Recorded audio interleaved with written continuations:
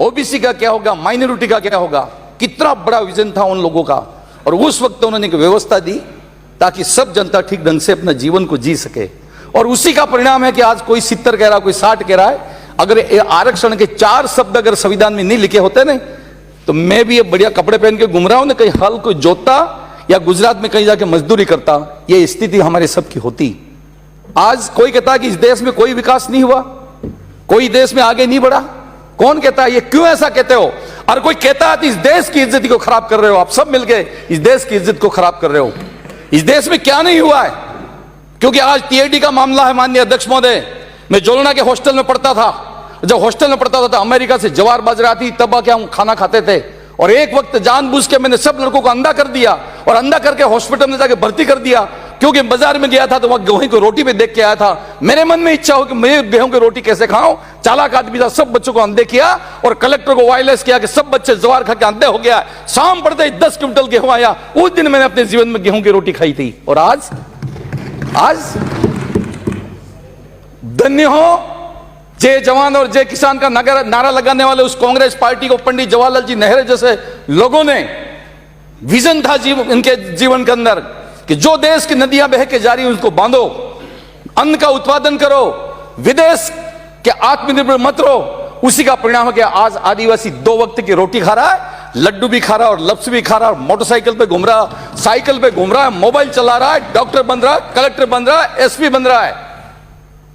मैं धन्यवाद करना चाहता हूं मुख्यमंत्री जी को। जब पहली बार मुख्यमंत्री साक्षरता का अभियान चलाया, ले मशाले चल पड़े हैं लोग मेरे गांव के, पूछती हैं झोपड़ियां, पूछते हैं खेत, कब तलक लूटते रहेंगे लोग मेरे गांव के, मेहनत करके पढ़ने दो, हमको आगे बढ़ने दो, जय साक्षरता, जय जय साक्षरता। उसका आज परिणाम है ये कटेरा जी सब बैठे हुए हैं। आज उदयपुर डिवीजन में 700 आदिवासी लड़के डॉक्टर हैं, 700, और कई जगह तो पीओ में और सीओ में हो गए। यह उस साक्षरता आंदोलन और हमारे गांधीवादी मुख्यमंत्री का विजन था कि इस आदिवासी के झोपड़ी के अंदर भी बच्चा डॉक्टर और इंजीनियर और कलेक्टर बने। आज मुझे कहते हुए बहुत खुशी है कि डूंगरपुर की एक बेटी और घाटोल की एक बेटी अभी यूपीएससी के अंदर वो आईएएस बन के कलेक्टर बनी है। वो एक बहुत बड़ा विजन था हमारा। ये आरक्षण की व्यवस्था नहीं होती तो हम आज इस मुकाम पे नहीं होते। आदरणीय अध्यक्ष महोदय, बातें तो बहुत है करने के लिए।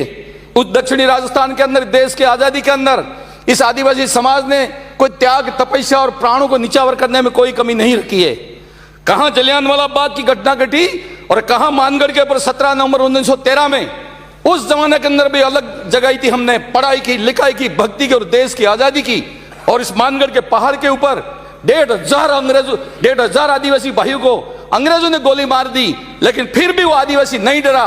और उस मानगढ़ के ऊपर गुरु गोविंद ने गीत गाया कि मानगढ़ माते वेरा है बुरेटिया, नए मानो रे नए मा, दिल्ली मां मारी कुर्सी है, अहमदाबाद मारी जाजम है बुरेट, नए मानो रे। नहीं माने, आखिर में अंग्रेजों को जाना पड़ा। नहीं माने, आखिर में अंग्रेजों को जाना पड़ा 15 अगस्त 1947 को, और देश आज आजाद हो गया।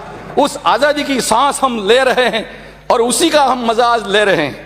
देश की आजादी के बाद में सरकार आपकी रही हो सा हमारी रही हो, काम बहुत हुआ है।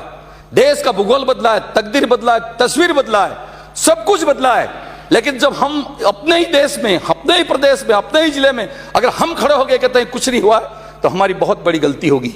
मैं इस मौके पे सिंचाई की मान संख्या के ऊपर माननीय अध्यक्ष महोदय मैंने अपनी बात रखी थी, और आप तो अच्छी तरह से इस बात को जानते हैं क्योंकि आप भी हमारे उस ट्राइबल क्षेत्र से आते हो।